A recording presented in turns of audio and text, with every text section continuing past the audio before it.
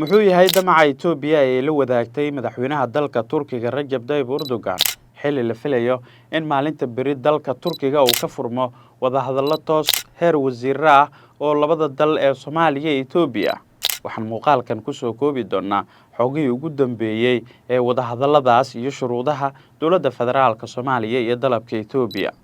waxaan ahay Yuusuf Maxamed Axmed haddii aad igu cusubtiin fadlan ku soo biira bartayda YouTube-ka iyo bartayda Facebook oo ka mid noqda saaxiibada igu xiran si aad halkan uga heshaan warar warbixino muuqaalaan had iyo jeer halkan aynu ku soo baahino noqo daawadaha ugu horeeya ee xogaha wararkeena aragtidaada qaybta hoose ee commentiga kaga soo dhiibo waxa laga filan karo kulanka maalinta beri ka furmaya dalka Turkiga ee u dhaxeeya Soomaaliya iyo Itoobiya oo la doonayo in xiisadda labada dawladood meesha looga saaro. waxaa soconaya qabanqaabadii ugu dambeysay ee dadaalada la xiriira in la sii ambaqaado dadaalada dhexdhexaadinta ee Turkiga dusha ka riixaysa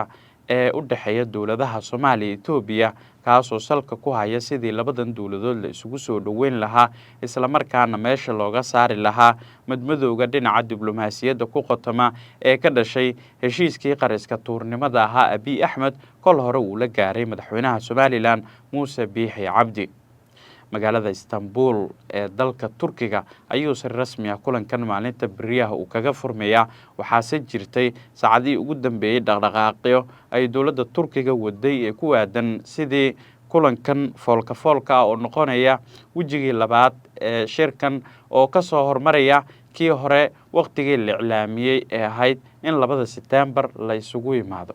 waxaana madaxweynaha dalka Turkiga Rajab Tayyip Erdogan uu qadka telefoonka uu kula xiriiray ra'iisul wasaaraha dalka Itoobiya Abiy Ahmed wuxuuse kala hadlay sidii kulanka iyo dadaalada ay Turkiga dusha ka riixayso miradhal ay u noqon lahaayeen.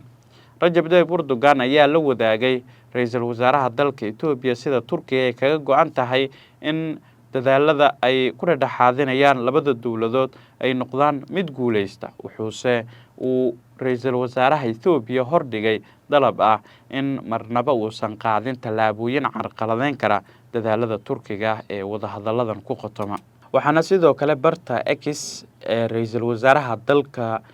Itoobiya lagu soo daabacay qoraal muujinaya in ra'iisul wasaaraha Itoobiya wadahadalka uu la yeeshay Rajab Tayyip Erdogan uu si qoto dheer u qeexay siday kaga go'an tahay in 120 milyan Itoobiyaanka ah inay helaan marinbiyeed sida uu hadalka u dhigay oo uu sheegay in ay qasab tahay in Itoobiya ay ka hesho Soomaaliya taasoo u muuqanaysa mid kol hore dowladda federaalka Soomaaliya iska diiday damaca waalida ah ee ra'iisul wasaaraha Itoobiya Abiy Ahmed. wararka ka imaanaya isla dalka Turkiga waxa ay sheegayaan in wafdigii Soomaaliya ku matalayay wadahadalladan uu hogaaminayo wasiirka arrimaha dibadda dowladda Soomaaliya Axmed Macalin Fiqi uu gaaray dalkaasi. waxaase dowladdu ay wadataa shuruudo ku qotoma in Itoobiya ay soo raacdo dhabaha saxda ah ee ay ku doonayso damaceeda balse ay dowladda federaalka Soomaaliya kaga fadhiso Itoobiya in gabi ahaanba wixii dhacay ee la xiriiray xadgudubka madaxbanaanida Soomaaliya raaligelin buuxda ay ka bixiso. waxaase dowladda federaalka Soomaaliya looga fadhiyaa sida ay kaga jawaab celin doonto qoraalka bartiisa X uu ku soo daabacay ra'iisul wasaaraha Itoobiya ee ah inay qasab tahay in marinbiyeed ay helaan. kulanka beri ayaa ku soo aadaya xilli dowladda Itoobiya ay dalbatay in la soo dedejiyo. wixii warar ku soo kordha page-kayga isha ku hay iyo barteeda YouTube halkan ayaan kugu soo baahin doonaa. nabadgelyo.